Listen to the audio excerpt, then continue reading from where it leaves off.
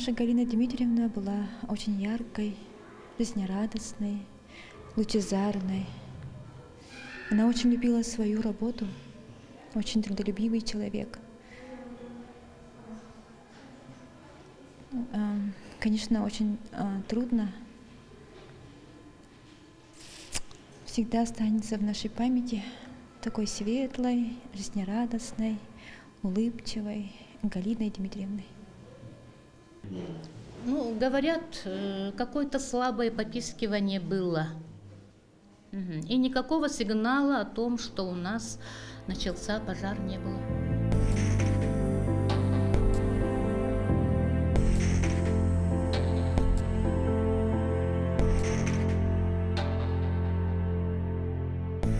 Молодая учительница Галина Иннокентьева погибла в результате пожара в жилом доме. Также задохнулись в дыму молодая мама с 2 детьми. Пожар в двухэтажном жилом доме вспыхнул вечером 7 апреля 2021 года в селе Чапаево. В тот злополучный вечер огонь застал людей врасплох.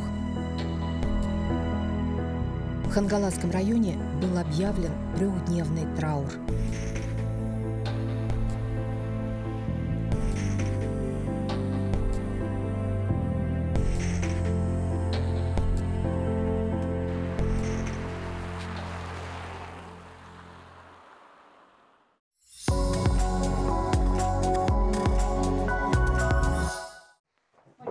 Сигнализации, что ли?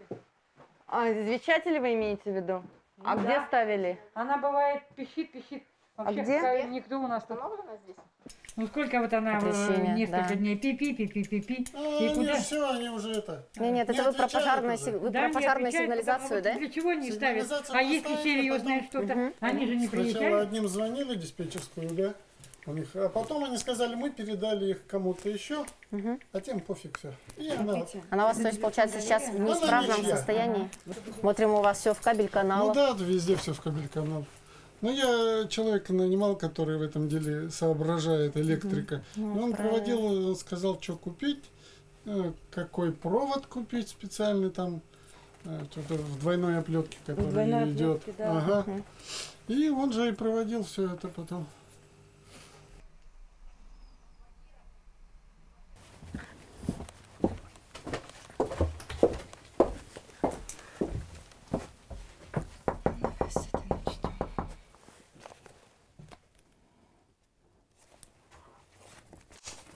Здравствуйте, МЧС России.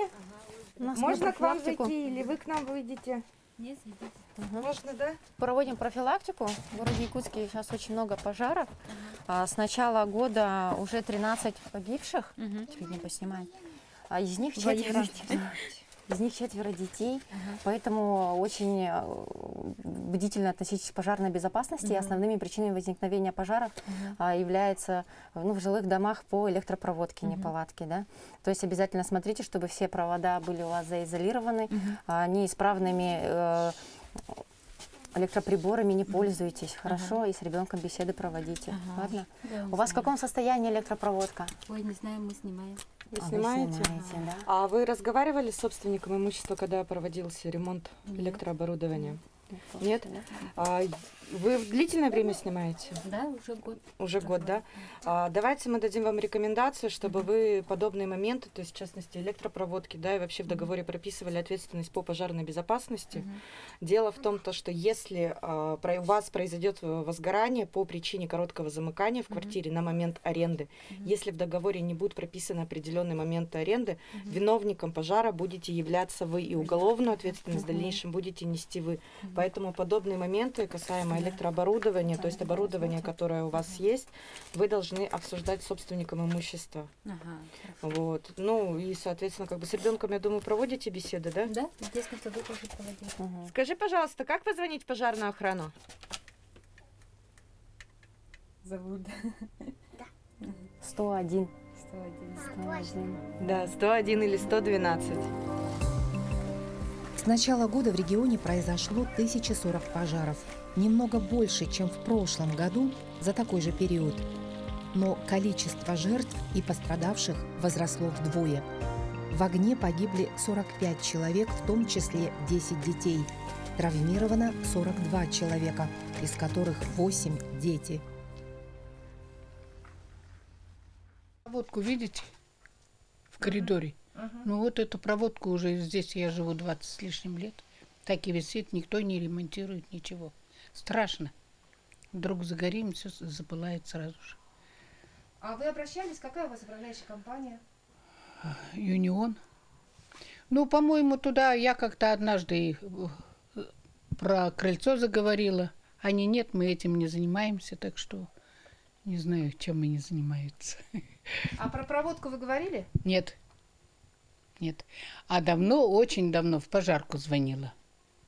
Очень давно, ну куда я, в какой отдел попала, я не знаю. Но я объясняла, говорю, провода так висят, так страшно. Ну и никто не реагирует. Здравствуйте. Здравствуйте. Государственный пожарный надзор города Якутска. У нас профилактика проходит. Снимаем сюжет по поводу электропроводки в домах. Есть ужас. Да, ну вот там по подъезду у вас везде изоляция нарушена, скрутки. Вот. А здесь в квартире, сюда в вы когда кабель-каналах, вызывали да? последний раз электрика? Никогда. Сами делаете, да? Сами делаем. А вы электрик по образованию? Я сварщик. Вы сварщик? Да. На все руки умелец, да? Электрика, корочку. Надеюсь, у вас Но там у вас, в кабель-каналах, видите, да, да, сделано? Нас каждый год сносят. Да. Ну, знаем уже. У вас И все никак детишек снести. здесь И есть? каждый год нас перетаскивают. Четверо. перетаскивают. Четверо? О, многодетная, да? Вот. Ну, вы дома постоянно находитесь Да. с детьми? Да, главное, детей одних не оставлять. Очень много Нет, пожаров из-за детской шалости, из-за неосторожного обращения с Нас огнем. есть кому смотреть. И самый печальный факт у нас по республике рост именно детской гибели в 2 раза. Вот, А здесь поэтому- проводку менять смысла нет, деньги вкладывать. Просто Что- если вам еще жить, допустим, год-два, когда вас снесут, Ну да. еще же неизвестно, Если это ваша А мы тут 12 безопасность. лет уже живем, и каждый год тут вот у вас аварийное жилье, вас сносите и все. Да, у нас же уже как бы каждый год независимая переносят, экспертиза переносят. приходила, тут И смысл смотрели. я вот не вижу, что-то влаживать тут. Ну, смысл...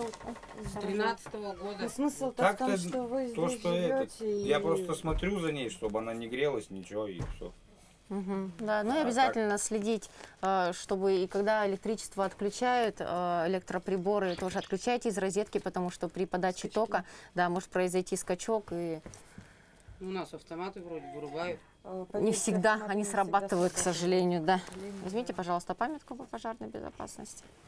Между тем, аварийные дома входят в так называемую группу риска. В ветхих домах с плохой электропроводкой пожар может вспыхнуть в любой момент. Значит, в особую категорию риска по возникновению пожаров, конечно же, входит аварийное ветхое жилье, так как проводка там износилась. Уже достаточно долгое время не проводятся ремонтные работы по замене электропроводки. Как правило, такие дома стоят в очереди на расселение, то есть финансы на ремонтные работы уже не выделяются, так как это нерентабельно. Поэтому жильцы как-то своими силами, но не у всех есть возможность. Поэтому такие дома входят в особую категорию риска. Скажите, пожалуйста, вы давно меняли у себя проводку в квартире? Проводку? Нет, давно. Давно? Вот. А специалиста давно вызывали, чтобы вам замеры проводили? Недавно кто-то был, ну как недавно, месяц назад, по-моему. Месяц назад. С управляющей компании, да, приезжали? Да. И как замеры у вас? Это нормально. Электричество скачет в квартире? Как сказать? Скачки бывают? Скачки. Свет моргает, Нет. искрит, вот Нет, этот. нормально всё. Нормально все, да? Инспекторы пожарного надзора проводят профилактические беседы с жильцами ежедневно. Между тем, четверть пожаров в жилых домах возникает из-за неосторожного обращения с огнем. Это может быть непотушенная сигарета или детская игра со спичками. 22% возгораний происходят из-за нарушений правил устройства и эксплуатации печей, и 17% всех пожаров возникают из-за неполадки электрооборудования. Если что, мы всегда дома, всегда наблюдаем. Да, как и говорится. нужно следить обязательно за электропроводкой, Да, следить. за электрооборудованием, которое используете. Не использовать с нарушенной изоляцией электропроводов. Не, мы всегда контролируем. Относиться ремонт очень когда делали? бдительно. Электропроводки. Нынче проводки давно не делали, но мы всегда, вот нынче как раз сейчас лето Здравствуйте. начинается. Мы уже сейчас собираемся. Только... Замеры когда производили? Вызывали специалиста? Нет, так монтаж-то? Нет, замеры сопротивления. Изоляция электропроводов. Нет, не вызывали. Не вызывали. У нас таких проблем нет у нас. Свет не мигает, не искрят прорезетки, Ну, если ничего. мигает, то только вот тут вот, если замыкает, то мы это вон там вот. Мы выключаем там счетчик сразу, и если что, электрика вызываем. Все, хорошо. Мы этим контролируем. Телефон вызова пожарной охраны знаете? Знаем. Как не знаю? 101, 101, запомните, 101, 112. Так, ну возьмите тоже с собой памятку. 112 это единый. Причиной пожара могут быть оголенные провода, так называемые скрутки. Так недопустимо соединять электропровода. Этот метод называется холодной скрутки, когда их просто между собой перекручивают, не используя изоляцию. То есть сейчас используют специальные колпачки, которые надевают как и изолятор, чтобы не произошло короткое замыкание непосредственно в месте соприкосновения проводов, которых соединили.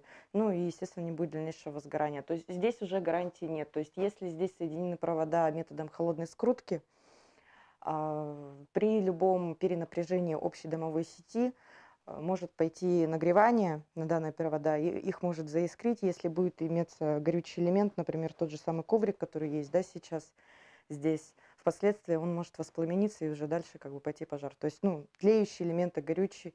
Бывает такое, то, что взрываются в том числе и лампочки, если имеется рядом мусор какой-либо. Сначала это постепенно тлеет, особенно если это ночное время, человек не может сразу заметить.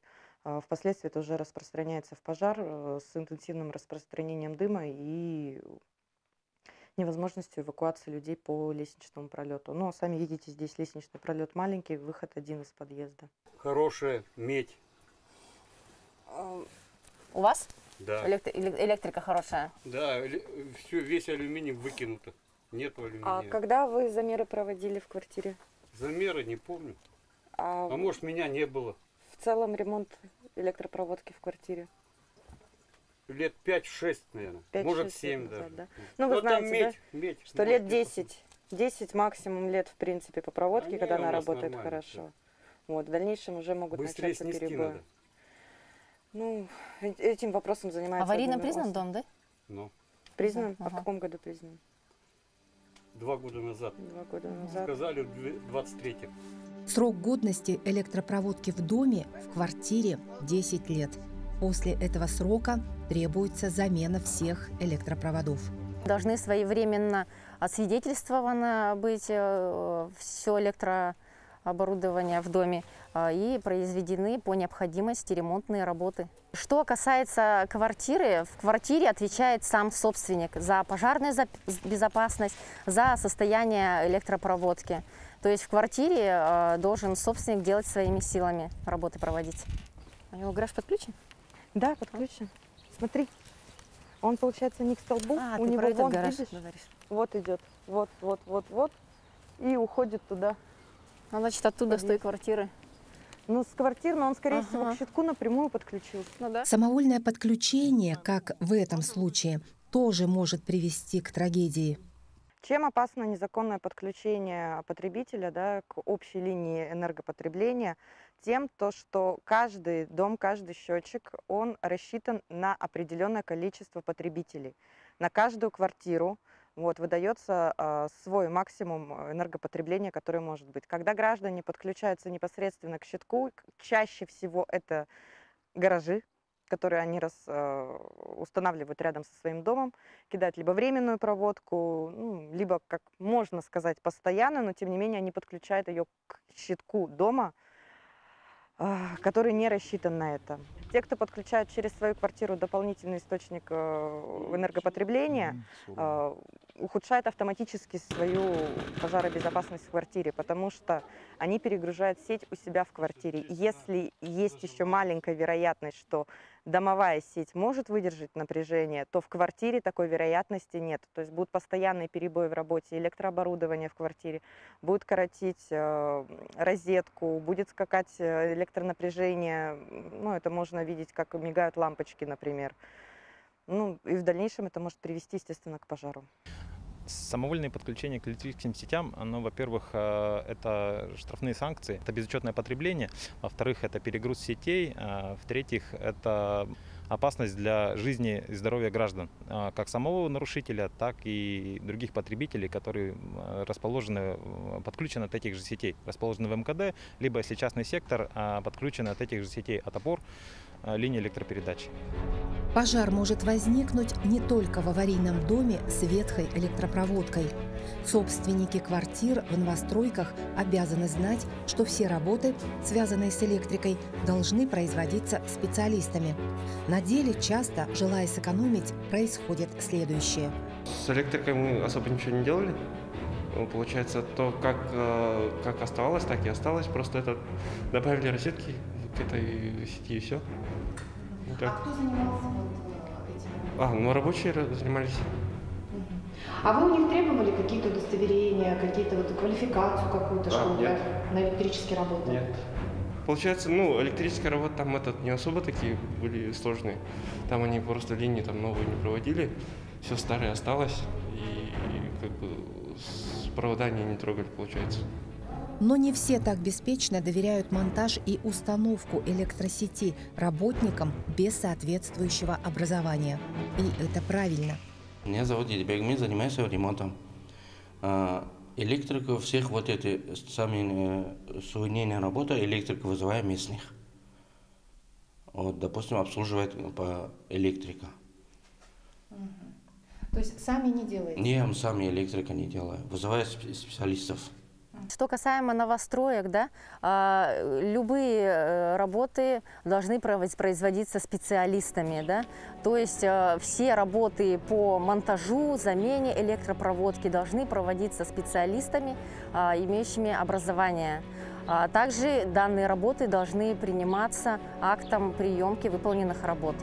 Только при соблюдении правил пожарной безопасности в многоквартирных жилых домах можно, если не свести на нет, то хотя бы значительно снизить цифры печальной статистики по пожарам.